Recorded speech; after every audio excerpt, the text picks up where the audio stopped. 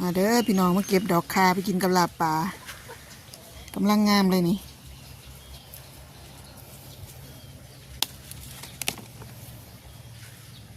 ดอกคา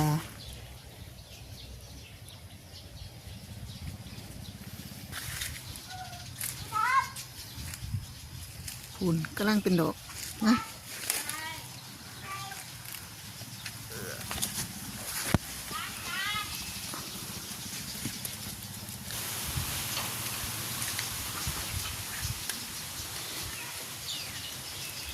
ดอกคางามงาม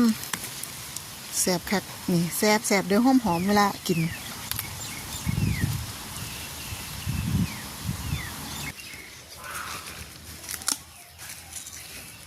นี่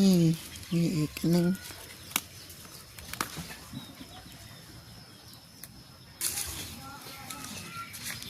นี่ละพี่น้องมื้อนี้ได้ซ้ำนี่แหละ